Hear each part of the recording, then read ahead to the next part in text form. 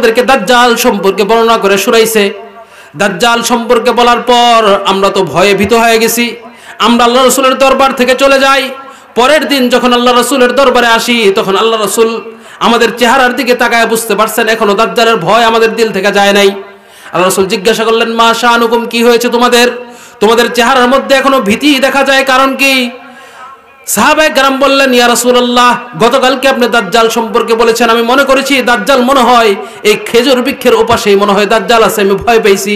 আল্লাহ রাসূল বললেন, ভয় পাওয়ার কিছু নাই। যদি আমি থাকা অবস্থায় দাজ্জাল আসে তাহলে আমিই তো যথেষ্ট হয়ে যাব, আর যদি আমি না থাকলে দাজ্জাল আসে তাহলে প্রত্যেকটা মুমিন বান্দা নিজের পক্ষ থেকে মুমিন বান্দা তার বিরুদ্ধাচরণ করবে, তার বিরুদ্ধে যুদ্ধ করতে পারবে। কারণ দাজ্জালের কপালের মধ্যে লেখা থাকবে কাফের লেখা থাকবে। এখন প্রশ্ন করতে পারেন যে হুজুর, কাফের লেখা থাকবে তারপরেও মানুষ দাজ্জালের পিছু যাবে? যাবে তো। সিগারেটের ইয়ার মধ্যে, প্যাকেটের মধ্যে কত সুন্দর করে লেখা থাকে ধূমপান মৃত্যু ঘটায়, তারপরেও মোটামুটি এটা দেখা মনে হয় মানুষ খাওয়া বাদ দিছে নাকি? কোন ধূমপান মৃত্যু ঘটায়, এটা দেখে দেখেই খায়। ধূমপান ক্যান্সারের কারণ, এটা দেখে দেখেই খায়। তো কাফের এটা লেখা থাকার পরেও এর পিছনে ছুটবে। কিভাবে ছুটবে আল্লাহ রাসূল পরে বলতেছে। সাহাবায়ে কেরাম জিজ্ঞাসা করলেন, দাজ্জাল কতদিন থাকবে পৃথিবীতে? রাসূল করিম সাল্লাল্লাহু আলাইহি ওয়াসাল্লাম বললেন, দাজ্জাল থাকবে 40 দিন। কতদিন ভাই? 40 দিন। প্রথম দিনটা হবে 1 বছরের সমান, দ্বিতীয় দিনটা হবে 1 মাসের সমান, তৃতীয় দিনটা হবে 1 সপ্তাহের সমান। এর পরবর্তী দিনগুলো কাআইয়ামিকুম, তোমাদের দিনগুলো যেমন ওইরকমই হবে। অর্থাৎ আমরা যেরকম 24 ঘন্টায় দিন যায়, পরবর্তী দিনগুলোকে এরকম ভাবে অতিবাহিত হবে। সময় থাকবে মাত্র 40 দিন। এরপর এক সাহাবী জিজ্ঞাসা করলেন, ইয়া রাসূলুল্লাহ, ওই যে প্রথম দিনটা 1 বছরের সমান হবে, তখন যে আল ইয়াউমা আকমালতু লাকুম দীনাকুম, আজকে আমি তোমাদের জন্য তোমাদের দিনকে পূর্ণ করে দিছি। সুতরাং দিন যখন পূর্ণ হয়ে গেছে, দিনের বাইরে গিয়ে কোনো কথা বলা, দিনের বাইরে গিয়ে কোনো কাজ করা, এটা দিন বিরোধী যেরকম ভাবে একজন মুসলমানের জন্য এটা কখনোই সমীচীন না। আজকে দেখেন আমরা প্রত্যেকটা জায়গায় দিনকে না গ্রহণ করার কারণে লাঞ্ছিত অপমানিত হচ্ছে। যতক্ষণ পর্যন্ত দিনকে আমার পুরা বডির মধ্যে, পা থেকে মাথা পর্যন্ত পুরা বডির মধ্যে ফিট না করতে পারবো, ততক্ষণ পর্যন্ত আমি এই লাঞ্ছনা থেকে উঠতে পারবো না। আল্লাহ পাক রব্বুল আলামিন যখন পুরা দুনিয়ার মধ্যে মানুষ পাঠানোর নিয়ত করলেন, তখন ফেরেশতাদিগকে ডাইকে বললেন, ইন্নী জাইলুন ফিল আরদি খলিফা, এই ফেরেশতারা আসো তো, আমি দুনিয়ার মধ্যে মানুষ প্রেরণ করব, তোমাদের কি মত অভিমত বলো তো। তখন তারা বলছিল কি, আপনি এমন কাউকে পাঠাবেন যারা দুনিয়ার মধ্যে ফাসাদ সৃষ্টি করবে। তখন আল্লাহ বললেন কি, ইন্নী আ'লামু মা লা তা'লামুন, আমি যা জানি তোমরা সেটা জানো না। আল্লাহ পাক রব্বুল আলামিন মানুষকে জ্ঞান দান করলেন, আদম আলাইহিস সালামকে জ্ঞান দান করলেন, পরীক্ষা হইলো, ফেরেশতা আসলো, ফেরেশতাদেরকে জিজ্ঞাসা করলেন এগুলোর নাম বলো তো, তারা বলতে পারলো না। এরপর যখন আদম আলাইহিস সালামকে বললো যে তুমি নাম বলো তো, প্রত্যেকটার নাম ধরে ধরে বলে দিল। কিভাবে বললো? আল্লাহ পাক রব্বুল আলামিন তাকে শিক্ষা দিয়েছে। তো মানুষকে দুনিয়ার মধ্যে পাঠানোর আগেই তাকে আল্লাহ তাআলা জ্ঞান দিয়েছেন, আদম আলাইহিস সালামকে জ্ঞান দিয়েছেন। আমার আর আপনার শ্রেষ্ঠত্ব কেন? যদি শক্তির বিবেচনায় শ্রেষ্ঠত্ব নির্ধারণ করা হইতো তাহলে হাতি সবার আগে শ্রেষ্ঠ হইতো। যদি কে বেশি বাচ্চা দিতে পারে এটার বিবেচনায় শ্রেষ্ঠত্ব নির্ধারণ করা হইতো তাহলে কুকুর সবার আগে শ্রেষ্ঠ হইতো। যদি কে বেশি ইবাদত করে এটার বিবেচনায় শ্রেষ্ঠত্ব নির্ধারণ করা হইতো তাহলে ফেরেশতা সবার আগে শ্রেষ্ঠ হইতো। কথা ঠিক কিনা বলুন?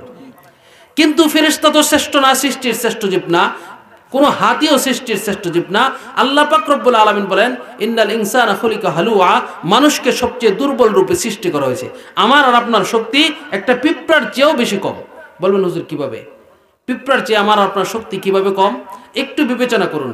আপনার ওজন যদি 60 কেজি হয়, কথার কথা অনুমানিক ধরে নিলাম 60 কেজি ওজন আপনার, এখন আপনাকে যদি 6 দুগুণে 12 120 কেজি ওজনের কোনো বস্তা বা কোনো জিনিস উঠাইতে বলা হয় তাহলে আপনি অবশ্যই পারবেন না। আর এটাকে যদি বহন করতে বলা হয় তাহলে তো পারবেনই না, এটা নিশ্চিত। বহন করতে বলা হলে এরকমভাবে কারো ওজন যদি 100 কেজি হয়, তাকে যদি বলা হয় 200 কেজির একটা ওজনের একটা বস্তা মাথার মধ্যে দেওয়া হয়, সে বহন করে নিয়ে যেতে পারবে না। কিন্তু একটা পিঁপড়ার দিকে যদি আপনি তাকান, আপনারা জানেন যে পিঁপড়া 6 মাস গর্তের ভিতরে থাকে আর 6 মাস বাইরে সে খাদ্য সংগ্রহ করে। একটা পিঁপড়ার দিকে তাকান, দেখবেন একটা পিঁপড়া তার মাথার উপরে করে তার চেয়ে দ্বিগুণ 3 গুণ ওজনের বস্তু বা সাইডে নিয়ে তার গর্তের মধ্যে রাখতেছে। তাহলে বলেন তো একটা পিঁপড়ার তার ওজনের চেয়ে শক্তিশালী বস্তুকে নিয়ে যাইতেছে, তাহলে পিঁপড়ার শক্তি আমার চেয়ে কম না বেশি? বেশি। মানুষকে আল্লাহ তাআলা দুর্বল রূপে সৃষ্টি করছেন, তাহলে মানুষকে এই শ্রেষ্ঠত্ব কেন দিলেন? মানুষকে আল্লাহ পাক রব্বুল আলামিন শ্রেষ্ঠত্ব দেওয়ার কারণ হলো যে আল্লাহ পাক রব্বুল আলামিন মানুষের মধ্যে বিবেক দিয়েছে, অনুভূতি দিয়েছে। এই অনুভূতি আর বিবেকের মাধ্যমে সে সরল সঠিক পথে চলবে, দ্বীনের পথে চলবে। এজন্য আল্লাহ পাক রব্বুল আলামিন মানুষকে শ্রেষ্ঠ করেছেন, শ্রেষ্ঠ বলে বিবেচিত করেছেন। আমার আপনার ভিতরে অনুভূতি আছে, আল্লাহ পাক রব্বুল আলামিন কেমন অনুভূতি দিছে চিন্তা করেন। আপনার শরীরে যদি মশা বসে, তাহলে আপনার হাতকে কি বলতে হয়, এ বাবা হাত, আমার শরীরে কিন্তু মশা বসছে, যাও তাড়াতাড়ি গিয়া তাকে মারো, এগুলো কিছু বলতে হয় নাকি? কখনো বলছেন? কখনো বলা লাগে না। অটোমেটিক অনুভূতি শক্তি এমন তৈরি হয়ে গেছে, অটোমেটিক যায় থাপ্পড় দেয়, মারে, মশা মারে, কোনো বলার প্রয়োজন হয় না। কেন? আল্লাহ পাক রব্বুল আলামিন একটা অনুভূতি শক্তি আপনার ভিতরে দিয়ে দিয়েছেন, একটা বিবেক শক্তি আপনার মধ্যে দিয়ে দিয়েছেন, কিছু বলার প্রয়োজন হয় না, যায় বাস মেরে ফেলে। আরো দেখুন, আল্লাহু আকবার, ফাতাবারাকাল্লাহু আহসানুল খালিকিন। আল্লাহ তাআলা কত উত্তম রূপে মানুষকে সৃষ্টি করছেন। আমার আর আপনার যখন প্রস্রাবের ব্যাগ হয়, আমি আপনি যখন নিয়ত করি যে না আমি এখন প্রস্রাব করব না, বাস ঘন্টা 2 ঘন্টা পর্যন্ত আটকে রাখতে পারি। কেন? ওখানে কি কোনো সুইচ আছে? কোনো সুইচ বা কোনো কিছু তো নাই। শুধু আপনার বিবেকটার মাধ্যমে বলেন, আপনার অনুভূতি শক্তিকে বলেন যে না এখন প্রস্রাব করব না, বাস আটকাস। যখন আপনি নিয়ত করেন যে এখন আমি প্রস্রাব করব, অটোমেটিক শুরু হয়ে যায়। তাহলে আল্লাহ তাআলা কেমন পন্থায় আপনাকে সৃষ্টি করছে, একটু সুবহানাল্লাহ বললেন না? এই বিবেক শক্তি তো আল্লাহ পাক রব্বুল আলামিন মানুষকে শ্রেষ্ঠত্ব দিয়েছে। কেন? এই যে বিবেক শক্তি দেওয়ার মাধ্যমে, মানুষকে জ্ঞান দেওয়ার মাধ্যমে এই শ্রেষ্ঠত্ব দান করছে। আল্লাহ পাক রব্বুল আলামিন যখন আমাকে আপনাকে শ্রেষ্ঠ বানাইলো, শ্রেষ্ঠ বানায় বলল কি, আপনার আর আমার কাজ কি? আল্লাহ পাক রব্বুল আলামিন আপনার আমার কাজ দিয়েছে কি, ওমা খালাকতুল জিন্না ওয়াল ইনসা ইল্লা লিয়াবুদুন। মানুষকে আমি, জিন জাতিকে আমি এবং মানুষকে আমি সৃষ্টি করেছি আমার ইবাদত করার জন্য। ইবাদত শুধু করবে, ইন্নী জাইলুন ফিল আরদি খলিফা, এবং আমার খলিফা বানিয়েছি। আমার উপর যখন আঘাত আসবে, আমার কোনো ধর্মের উপরে যখন আঘাত আসবে, ইসলামের উপর আঘাত আসবে, ইমানের উপর আঘাত আসবে, তখন মানুষ সীসা ডালা প্রাচীরের মতো এর বিরুদ্ধাচরণ করবে, এর বিরুদ্ধে রুখে দাঁড়াবে। মানুষের কাজ তো এটা। কখনো ইসলামের উপর আঘাত আসলে মুসলমানরা, কখনো ইমানদাররা কখনো এই প্রতিবাদ না করে থাকতে পারে না। কথা ঠিক কিনা বলুন? মুহতারাম হাজিরিন, আমি যে কথা বলতে যাচ্ছি, আল্লাহ পাক রব্বুল আলামিন আমাকে আপনাকে শ্রেষ্ঠ রূপে বানায়া আমাকে আপনাকে একটা শ্রেষ্ঠ ধর্ম দিয়েছে। এই ধর্মের উপর কোনো ধর্ম নাই। কি ইসলাম ধর্মের উপর কোনো ধর্ম আছে নাকি বলেন তো? আমি শুনতে পেয়েছি কিছুদিন আগে, আমার আর আপনার আফসোসের ব্যাপার, এই ঈশ্বরগঞ্জে নাকি মানুষ খ্রিস্টান হয়ে যেতেছে। নাউজুবিল্লাহ বললেন না? মুসলমান খ্রিস্টান হয়ে যাচ্ছে। তুমি শ্রেষ্ঠ ধর্ম পাইলা, তুমি তো কখনো আল্লাহ তাআলার কাছে আবদার করো নাই যে আল্লাহ তুমি আমাকে মানুষ বানাও। আল্লাহ তাআলা নিজের গর্জে তোমাকে শ্রেষ্ঠ মানুষ বানাইলো। বানানোর পর মানুষ কেমন শ্রেষ্ঠ একটু চিন্তা করে দেখেন। আপনি যদি আল্লাহ তাআলাকে প্রশ্ন করেন, আল্লাহ আসমান আপনি কিভাবে বানাইছেন, আল্লাহ পাক রব্বুল আলামিন জবাব দিবেন, আমি বলছি কুন হয়ে যাও, ফায়াকুন হয়ে গেছে। যখন আল্লাহ পাক রব্বুল আলামিনকে জিজ্ঞাসা করবেন, আল্লাহ এই চন্দ্র সূর্য কিভাবে তৈরি করছেন, আল্লাহ বলবেন আমি বলছি কুন হয়ে যাও, ফায়াকুন সাথে সাথে হয়ে গেছে। আল্লাহ পাক রব্বুল আলামিনকে যদি জিজ্ঞাসা করেন চন্দ্র সূর্য গ্রহ নক্ষত্র তারা তারা যত কিছু আছে সমস্ত কিছু আপনি কিভাবে সৃষ্টি করছেন, আল্লাহ পাক রব্বুল আলামিন বলবেন আমি বলছি কুন হয়ে যাও, ফায়াকুন সাথে সাথে হয়ে গেছে। কিন্তু আল্লাহকে যদি এবার জিজ্ঞাসা করেন আল্লাহ এই মানুষকে কিভাবে আপনি বানাইলেন, আল্লাহ এখন কি বলে? আল্লাহ বলেন না কুন ফায়াকুন, আল্লাহ বলেন খলাকতু বিয়াদি, আমি নিজ হাতে এই মানুষকে সৃষ্টি করছি। সুবহানাল্লাহ। এত সুন্দর করে অবয়ব দিয়ে আমাকে আপনাকে সৃষ্টি করছে। কোনোদিন দরখাস্ত করে নেই না আল্লাহ তাআলার দরবারে দরখাস্ত করছিলাম যে আল্লাহ আমাকে মানুষ বানান, দরখাস্ত করে নাই। শুধু মানুষ বানাইছেন এমন না, আল্লাহ পাক রব্বুল আলামিন একজন মুসলমানের ইমানদারের ঘরে আপনাকে আমাকে জন্ম দিয়েছেন। এতটুকুই শেষ না, শ্রেষ্ঠ নবীর উম্মত হিসাবে বানাইছেন। এতটুকু শেষ না, শ্রেষ্ঠ একটা ধর্ম আমাকে আপনাকে দিয়েছেন। তারপরেও আমার আপনার শুকর নাই, আমার আপনার শুকর নাই। আমি মুসলমান হিসাবে শুকর নাই। দেখেন না, আমরা একটা খানা খাওয়ার শেষে একটা দোয়া করি না? দোয়াটা বলতে পারবেন? বলেন তো। আলহামদুলিল্লাহিল্লাযী আত'আমানা ওয়া সাকানা ওয়া জাআলানা মিনাল মুসলিমিন। বলেন তো, এটার অর্থ হইল আলহামদুলিল্লাহিল্লাযী আত'আমানা ওয়া সাকানা, সমস্ত প্রশংসা ওই আল্লাহ তাআলার যিনি আমাকে খাবার খাওয়াইলেন, যিনি আমাকে পান করাইলেন। ওয়া জাআলানা মিনাল মুসলিমিন, এই খাওয়ার সাথে এই মুসলমানের কি সম্পর্ক? এবং শুকরিয়া হচ্ছে আমি মুসলমান বানাইছি এই জন্য। এই খাওয়ার সাথে এই অংশটা কেন যুক্ত হইল? রাসূল করিম সাল্লাল্লাহু আলাইহি ওয়াসাল্লাম এইটা এই জন্য যুক্ত করে দিলেন যে একটা মানুষ সারাদিনে যাই করুক আর না করুক সে খাবারটা ঠিকই খাবে, যাই করুক আর না করুক। অন্তত পক্ষে দুবেলা খাবার সে ঠিকই খায়, 24 ঘন্টার মধ্যে অন্তত পক্ষে কমাস কম দুবেলা খাবার ঠিকই খায়। গরিব হোক ধনী হলে তো আরো বেশি খায়। কখনো নাস্তা, সকালের নাস্তা, বিকালের নাস্তা, তারপর 3 বেলার খাবার, কত কিছু। এত কিছু খাবার পরেও যাতে মুসলমান অন্তত পক্ষে দিনে 2 বার হলেও এই কথা শুকরিয়া আদায় করে যে আল্লাহ আপনি আমাকে মুসলমান বানাইছেন, এই জন্য আপনার দরবারে আমি শুকরিয়া করতেছি। এই জন্য এটার সাথে অ্যাড করে দিছে, খাবারের সাথে এটা অ্যাড করে দিছে যাতে মুসলমানের শুকরিয়া আদায় করে। আচ্ছা, এখন আরেকটা ইন্টারভিউ হোক। আচ্ছা, আপনারা যারা এখানে মুসলমান আছেন, আপনার আমি সহকারে, এরকম কি কোনোদিন হয়েছে যে আল্লাহ তুমি আমাকে মুসলমান বানাইছো এই জন্য শুকরিয়ার 2 রাকাত নামাজ পড়েছি? এমন হয়েছে কখনো? মনে হয় না। তাহলে আজকে আমরা নিয়ত করি কালকের দিনের মধ্যে যে আল্লাহ আপনি আমাকে একজন মুসলমানের ঘরে জন্ম দিয়েছেন, শ্রেষ্ঠ নবীর উম্মত বানিয়েছেন, শ্রেষ্ঠ একটা ধর্ম দিয়েছেন, এই জন্য শুকরিয়া স্বরূপ 2 রাকাত নামাজ পড়বো। পারবো ইনশাল্লাহ? কে কালকে 24 ঘন্টার মধ্যে ইনশাল্লাহ 2 রাকাত নামাজ পড়বো। আল্লাহ এত বড় নিয়ামত আপনি আমাকে দিয়েছেন, এই নিয়ামতের জন্য আমি 2 রাকাত নামাজ পড়বো। পারবো ইনশাল্লাহ? ইনশাল্লাহ। এবং আমার মাইকের আওয়াজ যে পর্যন্ত যাচ্ছে, যারা শুনতেছেন তাদের কাছেও অনুরোধ থাকবে, পর্দার অন্তরালে যারা রয়েছেন মা বোনেরা, তাদের কাছে অনুরোধ থাকবে যে শুকরিয়া তান আমি 2 রাকাত নামাজ পড়লাম যে আমাকে আল্লাহ তাআলা মুসলমান বানাইছে।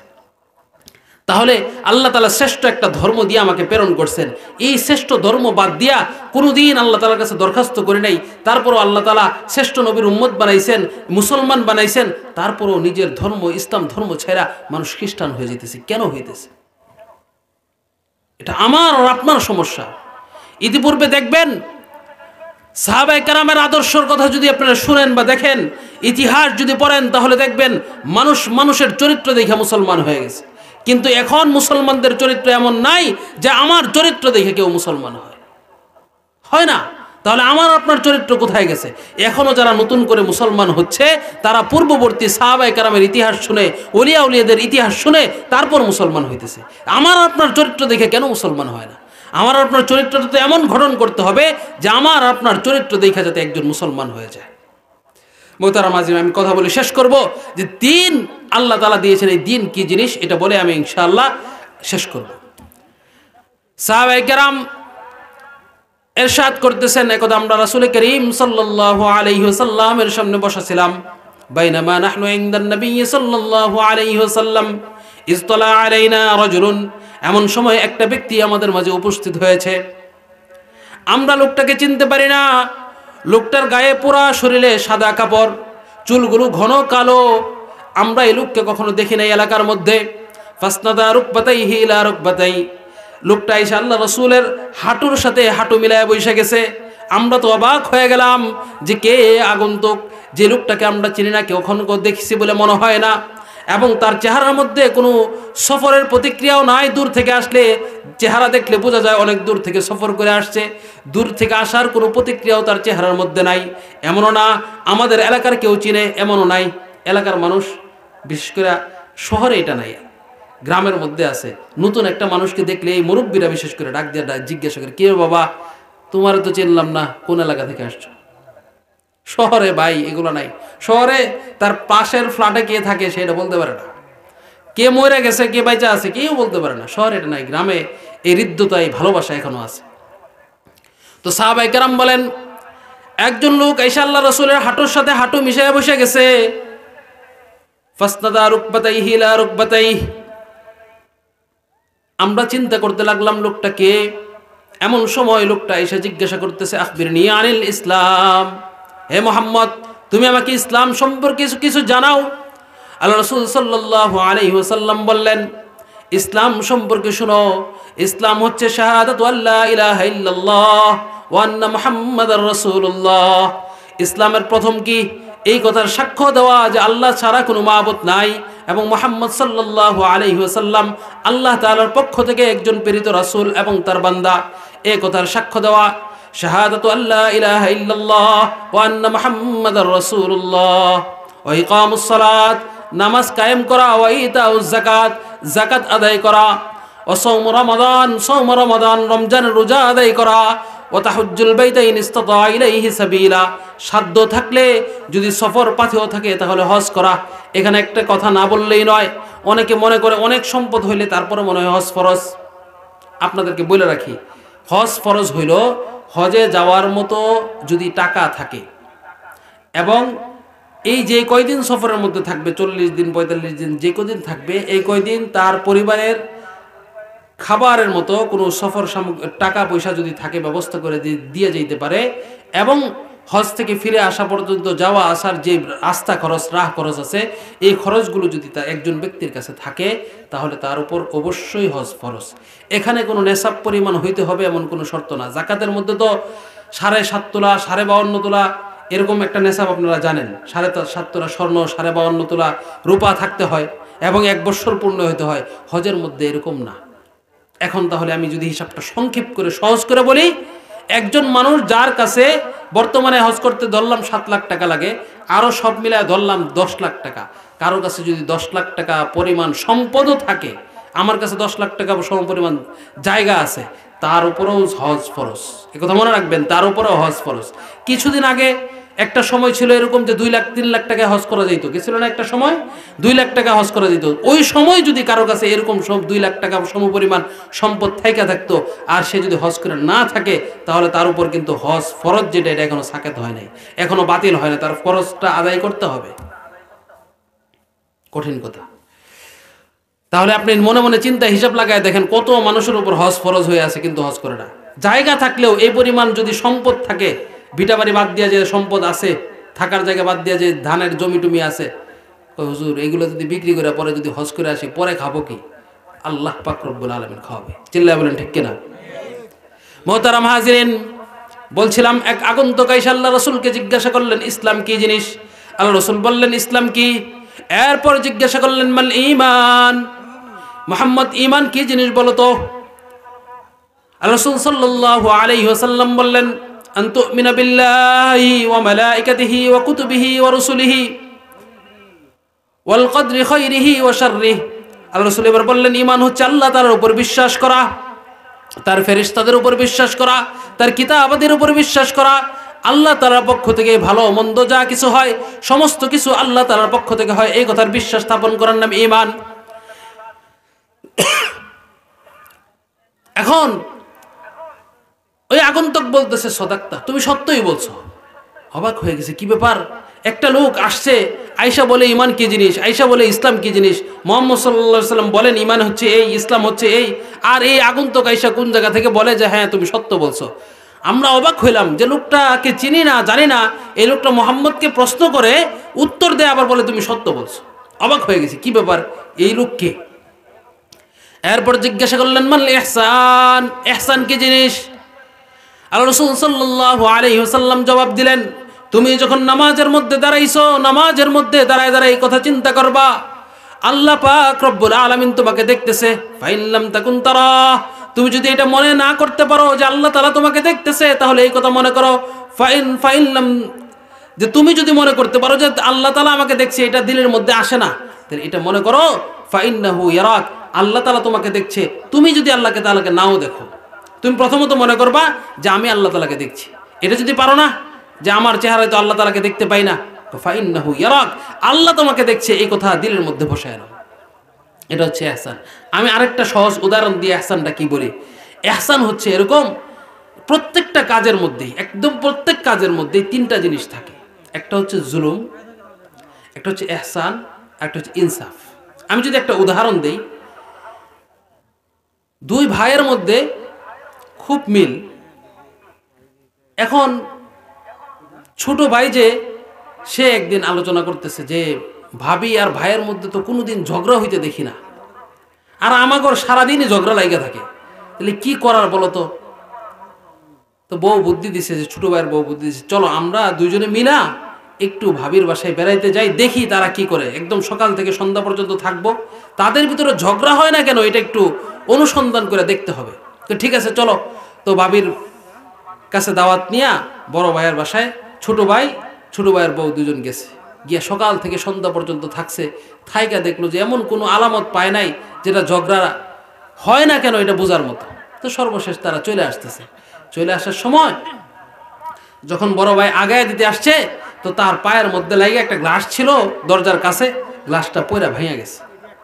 তো ভেঙে যাওয়ার পর এই ভাই আফসোস করতেছে, আহা কি করলাম, আমি যদি একটু দেখা চলতাম তাইলে তো আর গ্লাসটা ভাঙতো না। তো এর মধ্যেই বড় ভাবি দৌড়ায় আসছে, উনিও আইসা আফসোস করতেছে, আহা আমি গ্লাসটা এই জায়গায় রাখলাম, অন্য জায়গায় রাখলে তো আর ভাঙতো না। তো ছোট ভাই আর ভাবি চলে আসছে। ছোট ভাই আইসা তার বউয়ের কাছে বলতেছে, কি ব্যাপার, তুমি কি বুঝতে পারছো যে ভাই আর ভাবির মধ্যে ঝগড়া কেন হয় না? কই সারাদিন থেকে তো কোনো কিছু বুঝলাম না, তবে শেষ ঘটনাটাই বুঝছি। তো বউ বলতেছে, হ্যাঁ ঘটনা এটাই ঘটছে, শেষ ঘটনাটাই বোঝা গেছে তাদের মধ্যে কেন ঝগড়া হয় না। তুমি বলো তো, তুমি যদি ওই জায়গায় হইতা তাহলে কি করতা? ছোট ভাইয়ের বউ জিজ্ঞাসা করতেছে, তুমি যদি ওই জায়গায় হইতা তাহলে কি করতা বলো তো? আমি কি করতাম, আগে তোরা দুইটা লাগাইতাম, তারপর বলতাম তুই গ্লাস ওই জায়গায় রাখলি কেন। আগে তোরা দুইটা লাগাইতাম, তারপর বলতাম। এখন বলছে যে তুমি হইলে কি করতে বলো তো? আমি হইলে তো স্বাভাবিক বলতাম যে তোমার চোখ কোথায় থাকে, তুমি দেখে চলতে পারো না? একটা গ্লাস সামান্য ছোট্ট একটা জিনিস, এটা তুমি ঘরের মধ্যে দেখে চলতে পারো না, একটু সরায় চললেই তো হইতো, তোমার সাথে আগে লেগে যেতাম। ঝগড়াটা এই জায়গায় হয়। তাহলে এই যে আমি যে কথাটা বললাম, এটার মধ্যে জুলুম কোথায়, এটার মধ্যে ইনসাফ কোথায়, আর এটার মধ্যে ইহসান কোথায়? জুলুম হইল যদি আগে সে দুইটা লাগাইতো, এই তুই এনে গ্লাস রাখলি কি, এটা কয়ে যদি দুইটা লাগাইতো, তারপর জিজ্ঞাসা করতো গ্লাস এখানে রাখলি কেন, এটা হচ্ছে জুলুম। ইনসাফ হইতো কি, এতটুক জিজ্ঞাসা করা যে ভাই এটা তো গ্লাস রাখার জায়গা না, তো তুমি এখানে গ্লাস রাখছো কেন, ঝগড়া না করে। আর ইহসান কোনটা, যেটা বড় ভাইরা করছে, নিজেই আফসোস করছে যে আমি যদি এখানে একটু দেখা চলতাম তাহলে তো গ্লাসটা ভাঙতো না, এটা হচ্ছে ইহসান। তো প্রত্যেকটা কাজের মধ্যে জুলুম, ইনসাফ, ইহসান আছে। আপনি আর আমি যখন নামাজ পড়ি, এই নামাজের মধ্যেও জুলুম আছে। নামাজ কিছু আছে একদম দাঁড়াইলাম, একদম রুকু সেজদা দিয়ে দিয়ে শেষ, চলে গেছে, এটা নামাজ না, হইল না তো। এলাকায় অনেক দূর থেকে একজন মুসল্লি আইসা নামাজ পড়ে, একদিনও আইসা জামাত পায় না, প্রতিদিন বারান্দায় নামাজ পড়ে চলে যায়। তো ইমাম সাহেব একদিন দেখছে, কি ব্যাপার, আপনি প্রত্যেক দিন আইসা নামাজ পড়েন, একদিনও তো দেখি না আপনি জামাতের সাথে নামাজ পান। হুজুর কি করব, অনেক দূর থেকে আসি। আচ্ছা ভালো কথা, দূর থেকে আসেন, কিন্তু আপনি 2 মিনিটে মোটামুটি জোহরের নামাজ শেষ হয়ে যায়, পুরা সুন্নত বেতের সুন্নত সহকারে, ফরজ সহকারে সব শেষ হয়ে যায় 2 মিনিটে। এটার কারণটা কি? আগে 4 রাকাত সুন্নত পড়েন, পরে ফরজ পড়েন, পরে 2 রাকাত সুন্নত পড়েন, এই যে মোটামুটি 10 রাকাত নামাজ আপনি পড়েন 2 মিনিটে শেষ কিভাবে? হুজুর অনেক দূর থেকে আসি তো, সূরা কেরাতগুলো মোটামুটি রাস্তায় পড়ে আসি, আর এখানে আইসা শুধু রুকু সাজদাগুলো দেই আর কি, এই জন্য মোটামুটি নামাজ আগে শেষ হয়ে যায়। এই যে নামাজটা সে পড়লো, সূরা কেরাত রাস্তায় পড়ে আইসা রুকু সাজদা দিল, এটার নামাজের মধ্যে জুলুম। রাসূল করিম সাল্লাল্লাহু আলাইহি ওয়াসাল্লাম বলেন, বান্দা যখন এমন নামাজ পড়ে, যখন নামাজের মধ্যে তার ধ্যান খেয়াল থাকে না, একজন ফেরেশতা আসে লাল কাপড় নিয়া, এই লাল কাপড়ের মধ্যে ফেরেশতায় নামাজের সবটুকু ভরে, নামাজটা ভরে বইরা ওই নামাজের চেহারার মধ্যে ফিক্কা দিয়া বলে, ঢিল দিয়া বলে যে তোর এই নামাজের আল্লাহ তাআলার কোনো দরকার নাই, এটা নামাজ এই জায়গায় থাকে, উপর পর্যন্ত যায় না। তা নামাজের মধ্যেও জুলুম আছে, নামাজের মধ্যেও ইনসাফ আছে, আর নামাজের মধ্যেও ইহসান আছে। নামাজের ইহসানটা কি? এই জন্য আল্লাহ রাসূল বললেন, নামাজের ইহসান হলো এমন ভাবে তুমি নামাজে দাঁড়ায় নামাজ পড়বা, তুমি মনে করবা যেন আল্লাহ পাক রব্বুল আলামিনকে তুমি দেখছো। যদি এটা সম্ভব না হয়, ফাইন্নাহু ইয়ারাক, এটা যদি তুমি মনে করতে না পারো, তাহলে মনে করো যে তুমি আল্লাহ তাআলাকে দেখতেছো। এটা মনে করো যে তুমি আল্লাহ তাআলাকে দেখতেছো, এটা যদি না পারো তাহলে আল্লাহ তোমাকে দেখতেছে, এটা সর্বশেষ। প্রথমে মনে করবা কি, যে আমি যে নামাজে দাঁড়াইলাম আল্লাহ তাআলাকে আমি দেখতেছি। এটা যদি না পারো, এটা তো সম্ভব হয় না, আমি মনে করতে পারি না, তাহলে এটা মনে করো আল্লাহ তাআলা তোমাকে দেখতেছে। এই হলো ইহসান। এরপরে আগন্তুক জিজ্ঞাসা করলো, কিয়ামত সম্পর্কে কিছু বলো। রাসূল করিম সাল্লাল্লাহু আলাইহি ওয়াসাল্লাম বললেন, এই কিয়ামত সম্পর্কে তো যে প্রশ্নকর্তা সে ভালো জানেন। এরপর বলল, কিয়ামতের কিছু আলামত সম্পর্কে বলো, কিয়ামত যে একদিন হবে কারো সন্দেহ আছে নাকি? কারো সন্দেহ নাই। রাসূল করিম সাল্লাল্লাহু আলাইহি ওয়াসাল্লাম নওয়াস ইবনে সামআন আল-কিলাবি, রাসূলের একজন সাহাবী, ওনার থেকে বর্ণিত, তিনি বলেন, একদা রাসূল করিম সাল্লাল্লাহু আলাইহি ওয়াসাল্লাম আমাদের কাছে আসছে, আয়েশা আমাদেরকে দাজ্জাল সম্পর্কে বর্ণনা করে শোনাইছে। দাজ্জাল সম্পর্কে বলার পর আমরা তো ভয়ে ভীত হয়ে গেছি, আমরা আল্লাহ রাসূলের দরবার থেকে চলে যাই। পরের দিন যখন আল্লাহ রাসূলের দরবারে আসি, তখন আল্লাহ রাসূল আমাদের চেহারার দিকে তাকায় বুঝতে পারছেন এখনো দাজ্জালের ভয় আমাদের দিল থেকে যায় নাই। আল্লাহ রাসূল জিজ্ঞাসা করলেন, মা শানুকুম, কি হয়েছে তোমাদের? তোমাদের চেহারার মধ্যে এখনো ভীতি দেখা যায়, কারণ কি? সাহাবায়ে কেরাম বললেন, ইয়া রাসূলুল্লাহ, গতকালকে আপনি দাজ্জাল সম্পর্কে বলেছেন, আমি মনে করেছি দাজ্জাল মনে হয় এই খেজুর বৃক্ষের ওপাশেই মনে হয় দাজ্জাল আছে, আমি ভয় পেয়েছি। আল্লাহ রাসূল বললেন ভয় পাওয়ার কিছু নাই, যদি আমি থাকা অবস্থায় দাজ্জাল আসে তাহলে আমিই তো যথেষ্ট হয়ে যাব, আর যদি আমি না থাকলে দাজ্জাল আসে তাহলে প্রত্যেকটা মুমিন বান্দা নিজের পক্ষ থেকে মুমিন বান্দা তার বিরুদ্ধাচরণ করবে, তার বিরুদ্ধে যুদ্ধ করতে পারবে, কারণ দাজ্জালের কপালের মধ্যে লেখা থাকবে কাফের লেখা থাকবে। এখন প্রশ্ন করতে পারেন যে হুজুর কাফের লেখা থাকবে তারপরেও মানুষ দাজ্জালের পিছু যাবে? যাবে তো। সিগারেটের ইয়ার মধ্যে প্যাকেটের মধ্যে কত সুন্দর করে লেখা থাকে ধূমপান মৃত্যু ঘটায়, তারপরেও মোটামুটি এটা দেখা মনে হয় মানুষ খাওয়া বাদ দিছে নাকি কোন ধূমপান মৃত্যু ঘটায় এটা দেখে দেখেই খায়, ধূমপান ক্যান্সারের কারণ এটা দেখে দেখেই খায়। তো কাফের এটা লেখা থাকার পরেও এর পেছনে ছুটবে, কিভাবে ছুটবে আল্লাহ রাসূল পরে বলতেছে। সাহাবায়ে কেরাম জিজ্ঞাসা করলেন দাজ্জাল কতদিন থাকবে পৃথিবীতে? রাসূল করিম সাল্লাল্লাহু আলাইহি সাল্লাম বললেন দাজ্জাল থাকবে 40 দিন। কতদিন ভাই? 40 দিন। প্রথম দিনটা হবে 1 বৎসরের সমান, দ্বিতীয় দিনটা হবে 1 মাসের সমান, তৃতীয় দিনটা হবে 1 সপ্তাহের সমান। এর পরবর্তী দিনগুলো কাআইয়ামিকুম, তোমাদের দিনগুলো যেমন ওইরকমই হবে। অর্থাৎ আমরা যেরকম 24 ঘন্টায় দিন যায়, পরবর্তী দিনগুলোকে এরকমভাবে অতিবাহিত হবে, সময় থাকবে মাত্র 40 দিন। এরপর এক সাহাবী জিজ্ঞাসা করলেন ইয়া রাসূলুল্লাহ, ওই যে প্রথম দিনটা 1 বৎসরের সমান হবে, তখন কি আমরা 5 ওয়াক্ত নামাজ পড়বো নাকি বেশি পড়বো? দেখেন সাহাবায়ে কেরামের চিন্তা কত, আমরা কি 5 ওয়াক্ত নামাজ পড়বো নাকি বেশি পড়বো? আল্লাহ রাসূল বললেন তখন তোমরা সময় নির্ধারণ করে নিবা, সময় নির্ধারণ করে করে 5 ওয়াক্ত নামাজ করে করে পড়তে থাকবা। 1 বৎসরে যতগুলো নামাজ পড়ো ওই পরিমাণ নামাজই তোমাদের পড়তে হবে। সাহাবায়ে কেরাম জিজ্ঞাসা করলেন ইয়া রাসূলুল্লাহ, দাজ্জালের গতিটা কেমন হবে, কিভাবে দাজ্জাল চলবে? আল্লাহ রাসূল বললেন আকাশের যে মেঘমালা দেখো, এই মেঘমালার গতিতে দাজ্জাল দুনিয়াতে বিচরণ করবে। একটা এলাকার মধ্যে যাবে, গিয়া সেরা তাদেরকে দাওয়াত দিবে, বলবে যে আমাকে তোমরা প্রভু বলে বিশ্বাস করো। দাজ্জালকে যখন প্রভু বলে বিশ্বাস করবে না তারা, তখন তাদেরকে আযাব দেওয়ার চেষ্টা করবে। তাদের যে সম্পদগুলো আছে মাটির মধ্যে, সমস্ত সম্পদগুলো উঠে আসতে বলবে, সমস্ত সম্পদ দাজ্জালের পিছে পিছে চলে যেতে থাকবে। দাজ্জাল চলে যাবে অন্য আরেকটা এলাকার মধ্যে গিয়ে বলবে আমাকে তোমরা প্রভু হিসেবে গ্রহণ করো, আমাকে তোমরা প্রভু হিসেবে বিশ্বাস করো। এলাকার মানুষ বিশ্বাস করবে। এরপর দাজ্জাল বলবে বৃষ্টি বর্ষণ করার জন্য, বৃষ্টি বর্ষণ করার বলার সাথে সাথে আসমান থেকে বৃষ্টি বর্ষিত হবে। বৃষ্টি বর্ষিত হওয়ার পর জমিনগুলো উর্বর হয়ে যাবে। এরপর জমিনগুলো উর্বর হয়ে যাওয়ার পর ওখান থেকে ঘাসগুলো যে জন্মাবে, ওখান থেকে তারা ফসলগুলো খাবে, যে গরু মহিষগুলো খাবে, তাদের উলানগুলো দুধে পূর্ণ হয়ে যাবে, এক একটা উটের কোষ পরিপূর্ণ হয়ে যাবে। দাজ্জালের সময় অনেক বরকত জমিন থেকে উঠতে থাকবে।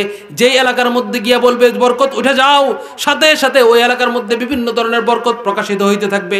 এক যুবককে ডাকবে, আসার পর দাজ্জাল তাকে তরবারি দিয়ে দ্বিখণ্ডিত করবে, দ্বিখণ্ডিত করার পর ছেড়ে দিবে, আবার বলবে আমার কাছে ফিরে আসো। ওই যুবক জীবিত হয়ে তার কাছে ফিরে আসবে। আমার কথা বুঝতেছেন আপনারা? জীবিত হয়ে তার কাছে ফিরে আসবে। এভাবে চলতে থাকবে দীর্ঘ একটা সময় পর্যন্ত। এরপর হযরত ঈসা আলাইহিস সালাতু ওয়াস সালাম আসবেন। ঈসা আলাইহিস সালাতু ওয়াস সালাম আসার পর ঈসা আলাইহিস সালামের দৃষ্টি সীমা যতটুকু পর্যন্ত যাবে ততটুকু পর্যন্ত তার শ্বাস নিঃশ্বাস যাবে। এর ভিতরে দাজ্জালের অনুসারী যারা আছে তারা ধ্বংস হয়ে যাবে। ঈসা আলাইহিস সালাম এভাবে ধ্বংস করতে করতে যাবেন। সর্বশেষ দাজ্জালের সাথে তার দেখা হবে। দাজ্জালকে তিনি হত্যা করবেন। হত্যা করার পর, আমি সংক্ষেপ করতেছি, দাজ্জালকে তিনি হত্যা করার পর দীর্ঘ একটা সময় অতিবাহিত হবে। অতিবাহিত হওয়ার পর আল্লাহ পাক রব্বুল আলামিন যতদিন চান তিনি জমিনে বসবাস করবেন। এরপর একটা সময় যখন আসবে, আল্লাহ পাক রব্বুল আলামিন হযরত ঈসা আলাইহিস সালাতু ওয়াস সালামকে সংবাদ পাঠাবে যে তুমি তোমার সাথী বর্গদেরকে নিয়ে তুর পর্বতে চলে যাও। ঈসা আলাইহিস সালাম জিজ্ঞাসা করবেন কেন ইয়া রাসূলুল্লাহ, তুর পর্বতে চলে যাব কেন? এখন এমন একটা দল পাঠাবো যেই দলের সাথে দুনিয়ার কোনো মানুষ পেরে উঠবে না। নবী ঈসা আলাইহিস সালাতু ওয়াস সালাম তার সাথীবর্গ নিয়ে তুর পর্বতে চলে যাবে। এরপর ইয়াজুজ মাজুজ নামে দুইটা দল পৃথিবীতে আসবে। আসার পর তাদের অবস্থাটা কেমন হবে? একটা এলাকা দিয়ে যখন যাবে, একটা নদী বা সাগরের পাশ দিয়ে যখন অতিবাহিত হবে, এটার পানি এমনভাবে শেষ করে যাবে, পরবর্তী দলটা যখন আসবে তারা মনে মনে এই কথা ভাববে যে এখানে কোনোদিন মনে হয় সমুদ্র ছিল, মনে হয় সমুদ্র ছিল, এরকম একটা অনুমান করবে। পানিগুলো এভাবে নিঃশেষ করে দেওয়া যাবে। ইয়াজুজ মাজুজের দল পুরা পৃথিবীর মধ্যে ধ্বংসযজ্ঞ চালাইতে থাকবে, মানুষকে হত্যা করতে থাকবে। হত্যা করতে করতে এমন একটা পর্যায়ে পৌঁছবে যে দুনিয়ার মধ্যে কোনো মানুষ আর পাইতেছে না। একটা পাহাড়ের উপরে উঠে বলবে দুনিয়ার মধ্যে যারা আছে সমস্ত মানুষগুলো শেষ, এখন চলো এক কাজ করি, আসমানে যারা আছে তাদেরকে মারা শুরু করি। আল্লাহকে মারবে পারবে না? কি বলেন আপনারা? আওয়াজ দেন না কেন? পারবে নাকি? না, নাউজুবিল্লাহ। নমরুদ তো গেছিল মারার জন্য, পরে তাকে মারার জন্য বেশি কিছু লাগে নাই, একটা মশা দিয়েই শেষ, একটা মশা দিয়েই শেষ। একসময় ভাবতাম যে মশা আল্লাহ তাআলা কেন দিছে, পরে আমাকে বোঝানো হলো মশা আল্লাহ তাআলা দিছে হইলো কি জন্য? ওই যে নমরুদের মতো কিছু লোক মারার জন্য, বুঝে আসছে। তো একটা সময় ভাবতাম যে বাংলাদেশের মধ্যে ব্রাহ্মণবাড়িয়াটা কি দরকার ছিল, শুধু শুধু সামান্য একটা কিছু নিয়ে মারামারি লেগে যায়। তো কিছুদিন আগে বুঝলাম যে ব্রাহ্মণবাড়িয়ার কি দরকার আছে। ভারতের কয়েকটা না আসতে চাইছিল, তো আমরা বলছিলাম ব্রাহ্মণবাড়িয়াতে খুলে দেওয়ার আসক। ব্রাহ্মণবাড়িয়ার দরকার আছে না নাই? কি আমরা ওইভাবে প্রস্তুত আছি না? ইনশাল্লাহ। ভারত যদি আমাদের উপর আগ্রাসন চালাইতে চায়, বাংলাদেশের সবচেয়ে বড় শত্রু কে? আরে কি ডরান নাকি? বাংলাদেশের সবচেয়ে বড় শত্রু কে? ভারত। ভারত বাংলাদেশের সবচেয়ে বড় শত্রু, দিল্লি বাংলাদেশের সবচেয়ে বড় শত্রু। আজকে দেখেন পুরা পৃথিবীর মধ্যে বাংলাদেশের কথা যদি আপনি চিন্তা করেন, বাংলাদেশে যে কোনো রাষ্ট্র শাসকই আসুক তাদেরকে সন্তুষ্ট করে তারপর ক্ষমতায় থাকতে হয়। আজকে যে বঙ্গবন্ধুকে মারা হয়েছে, কে মারছে? যদিও বলবেন যে আমেরিকার আছে, ঠিক আছে, কিন্তু ভারতের কিন্তু মদত রয়েছে। জিয়াউর রহমান যখন ভারতে যায়, এক সপ্তাহ পর যখন ভারত থেকে ফিরে আসে, এর এক সপ্তাহের ভিতরে শেষ। কেন? ঘটনাটা কি? ভারতের সাথে যেই শত্রুতা করেছে তাকেই মেরে ফেলে। এদেশে ভারতের রয়ের এজেন্টরা এরকম ভাবে জাল বিছায় রাখছে যে মুসলমানদের কোনো ভালো কাজ তারা কখনো হইতে দেয় না। আপনার মনে আছে কিনা আমি জানি না, 2001 সাল থেকে 2006 সাল পর্যন্ত যে সময়টা ছিল, আওয়ামী সরকার 178 দিন হরতাল দিয়েছিল। আমি কেন হরতাল দিয়েছি ওটার ভিতরের খবরটা আপনাদেরকে শোনাই। তারা হরতাল দিতে বাধ্য হয়েছে, কেন দিয়েছে জানেন? ওই সময় আরব থেকে একটা বড় ধরনের প্রজেক্ট বাংলাদেশে আসতেছিল। এই প্রজেক্টকে বাতিল করার জন্য ভারত সরকার ভারতের মাধ্যমে এই দেশে হরতালের মতো জঘন্য কাজ দেখায় এই কথা বুঝাইতে চেষ্টা করছে এই দেশটা কোনো শান্ত দেশ না। এই দেশে কোনো প্রজেক্ট যদি আপনি দেন, ঠিক টাইম মতো ডেলিভারি পাবেন না। বাস অনেক ভাইয়াররা এই দেশ থেকে চলে গেছে। অনেক ভাইয়েরা বিভিন্ন গার্মেন্টস ফ্যাক্টরির মাধ্যমে সবচেয়ে বেশি আয় বাংলাদেশে আসে। এই আয়গুলোকে বন্ধ করার জন্য হরতাল, মিছিল, মিটিং, যাতে এই দেশের মধ্যে কখনো শান্তি না থাকে, এই দেশের মধ্যে হরতাল, মিছিল, মারামারি সব সময় তারা লাগায় রাখতেছে। রর এজেন্টরা এই কাজ সর্বসহায় করতেছে। মোহতারাম হাজিরিন, স্পষ্ট ঘোষণা, যুবকরা বাংলাদেশের সমস্ত 16 কোটি মানুষ, সমস্ত মানুষ ফোর্সের সাথে, আর্মিদের সাথে, বিজিবির জওয়ানদের সাথে 16 কোটি মানুষ বাঁশের লাঠি নিয়ে প্রস্তুত হয়ে যাবে। তৃতীয় মিরের বাঁশের কেল্লার মতো বাঁশের লাঠি নিয়ে প্রস্তুত হয়ে যাবে ভারতকে দমানোর জন্য। যদি প্রয়োজন হয় 16 কোটি মুসলমান ভারতকে দমানোর জন্য বাঁশের লাঠি নিয়ে তাদের উপর আক্রমণ করতে প্রস্তুত হয়ে যাবে ইনশাআল্লাহ। চেলা বলুন ঠিক কিনা? আমি প্রস্তুত আছি তো? কাকে চোখ দেখাও, চোখ উপড়ে ফেলবো। আমরা মুসলমানরা এগুলো ভয় পাই না। আরে তুমি বললে তো বিনা হিসাবে জাহান্নাম, আর আমি আর আপনি যদি মরি একথা বিনা দ্বিধায় বলতে পারি যে শাহাদাতে মৃত্যুবরণ করব আর সরাসরি জান্নাতে চলে যাব। ঠিক কিনা বলেন? আপনি কি ঘুমিয়ে গেছেন নাকি? খুব সাবধান। একটা স্লোগান তো দেন দেখি আপনারা ঘুমাইছেন কিনা দেখা যাক। দিল্লি না ঢাকা? আবার আওয়াজ দেয়া, দিল্লি না ঢাকা? সাবধান।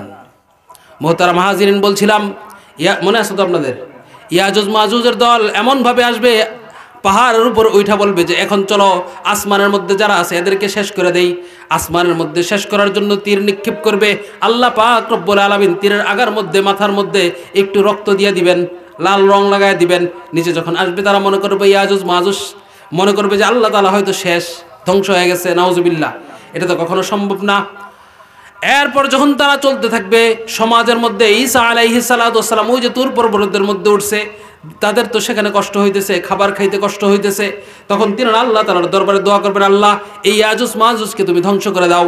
আল্লাহ পাক রব্বুল আলামিন নাগাফ নামে একটা রোগ দিবেন তাদের ঘাড়ের মধ্যে, চুলকারির মতো। এই রোগের কারণে একটা ভাইরাস দিয়ে দিবেন। এই ভাইরাসের কারণে সমস্ত ইয়াজুজ মাজুজের দল নিঃশেষ হয়ে যাবে, মারা যাবে। হযরত ঈসা আলাইহিস সালাম তুর পর্বত থেকে নেমে আসবেন। নেমে আসার পর যখন দেখবেন পুরা এলাকার মধ্যে, পুরা পৃথিবীর মধ্যে এমন জায়গা বাকি থাকবে না যেখানে তাদের চর্বি আর গলিত মাংস আর রক্ত না থাকবে। আল্লাহ তাআলার কাছে আবার দোয়া করবেন, আল্লাহ এগুলার একটা ব্যবস্থা করে দাও। আল্লাহ তাআলা উট পাখির মতো কিছু পাখি প্রেরণ করবেন, এই পাখিগুলো নিয়ে প্রত্যেকটা লাশকে নিয়ে একটা গর্তের মধ্যে রাখবে। গর্তের মধ্যে রাখার পর এগুলোকে আগুন ধরানো হবে। 7 বছর পর্যন্ত তাদের তীর ধনুক দিয়ে আগুন ধরানো হবে। কাদের? ইয়াজুজ মাজুজের যে তীর ধনুক থাকবে, এটাকে জ্বালানি হিসাবে 7 বছর পর্যন্ত ব্যবহার করবে ঈসা আলাইহিস সালাম। তাহলে কেমন একটা সময় যাবে চিন্তা করেন। এরপর আল্লাহ পাক রব্বুল আলামিন একটা বৃষ্টি দিবেন, বৃষ্টির মাধ্যমে পুরা পৃথিবীটা স্বচ্ছ হয়ে যাবে আয়নার মতো।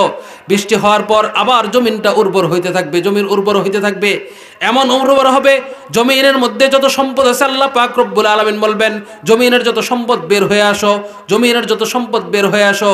আল্লাহ তাআলার এই নির্দেশের পর জমিন থেকে এত পরিমাণ সম্পদ বের হবে, আমরা যে একটা আপেল গাছ লাগাই, এই একটা আপেল একটা এলাকার মহল্লার মানুষ খাইতে পারবে, একটা আপেলের ছায়ার মধ্যে পুরো একটা মহল্লার মানুষ বসবাস করতে পারবে, এত বড় বড় আপেল হবে। সুবহানাল্লাহ। জমিনের সমস্ত সম্পদ বের হয়ে আসবে। এরপর একটা দীর্ঘ সময় পর্যন্ত চলতে থাকবে। যখন আল্লাহ পাক রব্বুল আলামিন দেখবেন আবার নাফরমানদের অবস্থা বেড়ে যাচ্ছে, এখন তো নাফরমান ছিল না, এখন আবার নাফরমান বাড়তে থাকবে। এখন আল্লাহ পাক রব্বুল আলামিন একটা মৃদু সমীরণ, মৃদু একটা বাতাস দিবেন, যে বাতাসের মাধ্যমে যত মুমিন আর ইমানদার আছে সমস্ত ইমানদার মৃত্যুবরণ করবে, আর কোনো ইমানদার বেঁচে থাকবে না। এখন যারা বেঁচে থাকবে তারা শুধু নাফরমান, অন্যায় অবিচার অত্যাচার যারা করে এরা শুধু বেঁচে থাকবে। আল্লাহ পাক রব্বুল আলামিন এই লোকদের উপর, আল্লাহ তাআলা যারা এখন বেঁচে আছে এই লোকদের উপর আল্লাহ পাক রব্বুল আলামিন কিয়ামত নাজিল করবেন। ইমানদাররা তো আগেই শেষ, যতক্ষণ পর্যন্ত একজন আল্লাহওয়ালা বাইচা থাকবে ততক্ষণ পর্যন্ত কিয়ামত হবে না। তাহলে এই আল্লাহওয়ালা বের করার জন্য যেটা দরকার সেটা হচ্ছে এই সমস্ত মহিলা মাদ্রাসাগুলো। এখান থেকে একটা মেয়ে যখন শিক্ষায় শিক্ষিত হয়, মাদ্রাসা শিক্ষায় শিক্ষিত হয়, আপনার বাচ্চাটাকে অবশ্যই সে মাদ্রাসা শিক্ষায় শিক্ষিত করবে। যখন আপনি শুরুতে কোনো মানুষ যখন শুরুতে আসে, সে কোন শিক্ষায় শিক্ষিত হবে? ইসলামী শিক্ষায় যখন শিখবে, আপনার সন্তানকেও কালিমা শিখবে। দেখেন, আমি একটা কথা প্রায় সময় বলে থাকি যে সকালবেলা পেঁয়াজ খেলে যেরকম সন্ধ্যার পরেও ঢেকুর আসে, সারাদিন আপনি যাই খান না কেন, পোলাও কোরমা স্যান্ডউইচ যাই কিছু খান না কেন, সন্ধ্যার পরেও ওই পেঁয়াজের ঢেকুর আসতে থাকে। ঠিক তেমনিভাবে আপনার একটা সন্তানকে যখন কালেমা শিক্ষা দিবেন, কালেমা যখন শিখবে সকালবেলা ছোট্টকালে এই কালেমা শেখার পর আপনি তাকে যাই কিছু বানান না কেন, ডাক্তার ইঞ্জিনিয়ার যাই কিছু বানান না কেন, পুলিশ আর্মি বিজিবি র্যাব যাই কিছু বানান না কেন, ওই যে ছোট্টকালে কালেমা পড়ছিল, এই কালেমার কারণে, এই ইমানের কারণে টেবিলের নিচ দিয়ে কোনো কিছু গ্রহণ করবে না। কথা ঠিক কিনা বলো? টেবিলের নিচ দিয়ে, বুঝছেন তো নাকি? না এটারও ব্যাখ্যা করা লাগবে? না এটা সবাই বুঝে। টেবিলের নিচ দিয়ে কোনো কিছু গ্রহণ করবে না যদি কালেমা পড়ে। তো এই যে মা বোনরা যে শিখতেছে, এটা তো তার বাচ্চাকে শেখাবে, ছোটকালে বাচ্চাকে শেখাবে, ঘুমের দোয়া শেখাবে, এই বিভিন্ন কিছু শেখাবে। মোহতারাম হাজিরিন, এই জন্য মাদ্রাসাগুলোর প্রয়োজন আছে না ভাই? আছে। এরপর তাদের উপর কিয়ামত হয়ে যাবে। রাসূল বলছিলাম, মনে আছে, এক আগন্তুক আয়েশা আল্লাহ রাসূলকে বলতেছে কিয়ামত সম্পর্কে বলেন। আল্লাহ রাসূল কিয়ামতের আলামত সম্পর্কে বললেন। চলে গেল আগন্তুক, আমি শেষ করব। আগন্তুক চলে গেছে। চলে যাওয়ার পর দীর্ঘ একটা সময় যাওয়ার পর উমর রাদিয়াল্লাহু তাআলা আনহুকে আল্লাহ রাসূল জিজ্ঞাসা করলেন, উমর তুমি কি জানো লোকটা কে? কিছুদিন আগে যে আমার সাথে আয়েশা বললো ইসলাম কি জিনিস, ঈমান কি জিনিস, কিয়ামত সম্পর্কে বলেন, ইহসান কি জিনিস বলেন, তুমি কি চিনছো লোকটাকে? আল্লাহ রাসূলুহু আলাম, আল্লাহ এবং তার রাসূল ভালো জানেন। আল্লাহ রাসূল বললেন, যে লোকটা আসছিল ওয়া জিব্রিল। কে ভাই? জিব্রাইল। আতাকুম ইউআল্লিমুকুম দীনাকুম, সে আসছে তোমাদের মাঝে তোমাদের দ্বীনকে শিক্ষা দেওয়ার জন্য। ওই যে বলছিলাম আল ইয়াউমা আকমালতু লাকুম দীনাকুম, আমি তোমাদের জন্য তোমাদের দ্বীনকে পূর্ণ করে দিছি। আর দ্বীনটাকে জিব্রাইলের মাধ্যমে আল্লাহ রাসূল জিব্রাইল যখন সামনে এসে বসছে, জিব্রাইল প্রশ্ন করছে আল্লাহ রাসূলকে, আল্লাহ রাসূল একটা করে জবাব দিয়েছেন যাতে করে মানুষ শুনতে পারে, শিখতে পারে। তাহলে দিন সম্পর্কে শিখলাম, জানলাম যে ইসলাম, ঈমান, ইহসান আর কিয়ামতের বিশ্বাস যেটা, এটা হচ্ছে দিন। মুহতারাম হাজিরিন, আমি শেষ করব। আমার পুরা মেসেজটা কি? এই যে এতক্ষণ কথা বললাম, এতক্ষণ কথা বলার উদ্দেশ্য হলো যে আল্লাহ পাক রব্বুল আলামিন আমাকে আপনাকে একটা দিন দিয়েছে, একটা ধর্ম দিয়েছে, যেটা সর্বশ্রেষ্ঠ ধর্ম। এই ধর্মের উপর কোনো ধর্ম হইতে পারে না। হিন্দু বৌদ্ধ খ্রিস্টানের মতো খ্রিস্টান ধর্ম এগুলো কোনো ধর্মের অন্তর্ভুক্ত না, এটা মানবরচিত একটা ধর্ম। আর আল্লাহ তাআলার পক্ষ থেকে ইসলাম ধর্ম এসেছে, এটা কোনো মানবরচিত ধর্ম না, এটা 7 আসমানের উপর থেকে আল্লাহ তাআলা মানুষের উপর প্রেরণ করেছে। যারা এই ধর্ম গ্রহণ করেছে, যারা ইসলাম ধর্ম গ্রহণ করেছে তারা মুসলমান, তারা ইমানদার। এছাড়া অন্য সমস্ত ধর্মগুলো বাতিল বলে বিবেচিত। আল্লাহ তাআলার দরবারে একমাত্র মনোনীত ধর্ম ইসলাম, এছাড়া কোনো ধর্ম আল্লাহ তাআলার দরবারে গ্রহণযোগ্য না। মুহতারাম হাজিরিন, আমি বলতে চাই, আমি আর আপনি একজন ইসলামদার, ইমানদার মুসলমান হিসেবে দায়িত্ব হচ্ছে, যখন আমার কোনো ইসলামের উপর আঘাত আসবে, এই ইসলামের উপর যখন কেউ আঘাত দিবে তার টুটি টিপে ধরবো, কোনো ভয় পাবো না। ইমানের উপর আঘাত আসলে তার জিহ্বা টেনে ছেড়ে ফেলবো, কোনো ভয় পাবো না। যদি আমার ইহসানের উপর, আমার আকীদা বিশ্বাস কিয়ামতের উপর আঘাত করতে আসে, যে কিয়ামতের বিশ্বাস নাই, আখিরাত বলতে কোনো কিছু নাই, আল্লাহ তাআলা মৃত্যুর পর পুনরায় জীবিত করবেন, এই ধরনের বিশ্বাস বলতে কোনো কিছু নাই, পূর্ববর্তী ধর্ম গ্রন্থ যেগুলো আছে আল্লাহ তাআলার পক্ষ থেকে অবতীর্ণ, আল্লাহ তাআলার ফেরেশতা সম্পর্কে বিশ্বাস বলতে কোনো কিছু নাই, এই ধরনের কথা যদি কেউ বলে, তাকে গলায় পাড়া দিয়ে টুটি টিপে তার জিহ্বা টেনে ছেড়ে ফেলবো। কথা বলেন ঠিক কিনা? কোনো বিন্দু মাত্র ছাড় দেওয়া হবে না। আমি আর আপনি ইসলামের উপর আসি, ঈমানের উপর আসি, সঠিক ধর্মের উপর আসি, অন্য কোনো ধর্ম সঠিক বলে বিবেচিত না। সুতরাং যারা ইসলাম ধর্মকে ত্যাগ করে হিন্দু খ্রিস্টান হয়ে যেতেছে, আমার আর আপনার প্রথম দায়িত্ব হচ্ছে তাদেরকে দাওয়াত দিয়ে বোঝানো, তাকে দাওয়াত দিয়ে বোঝানো। যদি তারপরও না বুঝে, মুরতাদের যে হুকুম, মুরতাদকে কতল করে ফেলো, ওকে কতল করে ফেলতে হবে। এখন আমি আর আপনি তো কতল করতে পারবো না, রাষ্ট্রীয় ব্যবস্থা আছে, রাষ্ট্রীয় ব্যবস্থার মাধ্যমে যা করা দরকার সেটা করবেন। মুহতারাম হাজিরিন, আমি কথা শেষ করব। এই যে যতক্ষণ কথা বললাম, আল্লাহ পাক রব্বুল আলামিন এই আয়াতের তরজমাটা করে আমি শেষ করব। আল্লাহ পাক রব্বুল আলামিন বলেন, আল ইয়াউমা আকমালতু লাকুম দীনাকুম ওয়া আতমামতু আলাইকুম নি'মাতি ওয়া রাদিতু লাকুমুল ইসলাম দীনা। দেখেন, আল্লাহ পাক রব্বুল আলামিন বললেন, আমি তোমাদের জন্য আমার দ্বীনকে পূর্ণ করে দিয়েছি, আমার নিয়ামতকেও পূর্ণ করে দিয়েছি।